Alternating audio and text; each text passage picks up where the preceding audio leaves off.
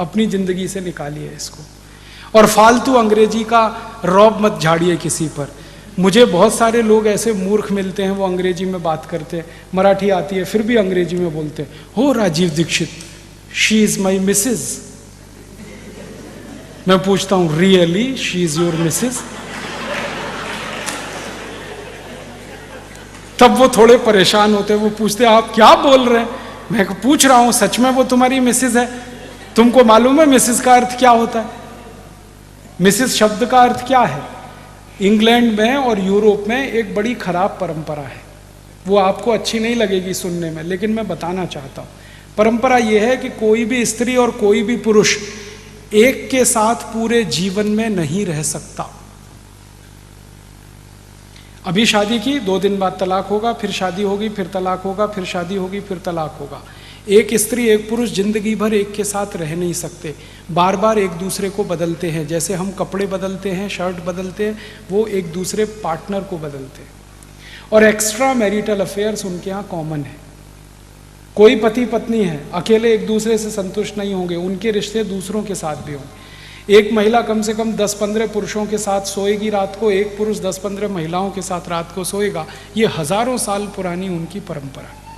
अब इसमें होता क्या है, पत्नी तो एक ही है और पति तो एक ही है, तो पत्नी और पति तो एक एक है, लेकिन बाकी जिनके साथ आप बिस्तर में सो रहे हैं वो सब मिस्टर एंड मिसेस होते हैं। मिसेस का माने होता है धर्म पत्नी को छोड़कर कोई भी स्त्री जिसके साथ आप रात को बिस्तर में सो सके, वो सब मिसेस होती है। और यहां अच्छी खासी धर्म पत्नी को हम मिसेस बनाने में लगे हुए हैं। Oh she is my Mrs. तब मैं पूछता हूं really she is your Mrs? और मिस्टर इसका उल्टा है, पति को छोड़कर कोई भी पुरुष जिसके साथ बिस्तर में सोए वो मिस्टर है। तो यहां का पति मिस्टर नहीं है और यहां की पत्नी मिसेस नहीं है। और हमारे पास कितना सुंदर शब्द है पत्नी के लिए, श्रीमती। श्री माने लक्ष्मी, मति माने बुद्धि। सरस्वती और लक्ष्मी दोनों एक साथ, वो श्रीमती, वो मिसेस नहीं। आप मत बोलिए ये शब्द का, मिस्टर भी मत बोलिए। और सबसे खराब शब्द अंग्रेजी का है मैडम। हम अक्सर बोलते रहते हैं मैडम मैडम मैडम। मैडम जानते हैं कौन होती है? यूरोप में जो वेश्याघर होते हैं, उन वेश्याघरों को संचालित करने वाली जो मुख्य वेश्या होती है उसको मैडम कहते हैं।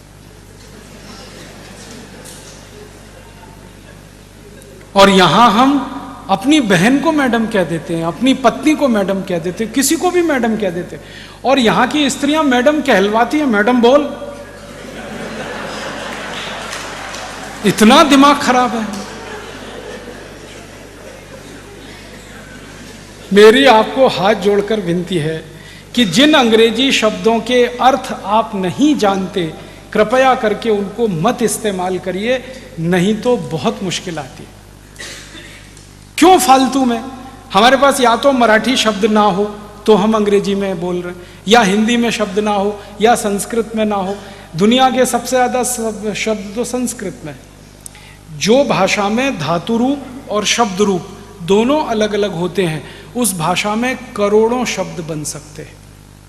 और अंग्रेजी में धातु रूप और शब्द रूप अलग अलग नहीं है, इसलिए शब्दों की संख्या सबसे कम अंग्रेजी में ही है। अंग्रेजी से अच्छी तो फ्रेंच है। फ्रेंच में धातु रूप अलग है, शब्द रूप अलग है, जैसे संस्कृत में है वैसे ही फ्रेंच में। और एक बार एक फ्रेंच विद्वान से मैंने पूछा, आपने ये फ्रेंच बनाई कहाँ से? शब्द रूप अलग, धातु रूप अलग। उन्होंने कहा संस्कृत की नकल करके। तो फ्रेंच संस्कृत से निकली, जर्मन संस्कृत में से निकली, तो हम संस्कृति क्यों ना सीखें फिर, जो सारी भाषाओं की माँ है? और उसको सीखें तो अपना साहित्य भी पढ़ पाएंगे। अपने ज्ञान का सारा भंडार संस्कृत में ही है।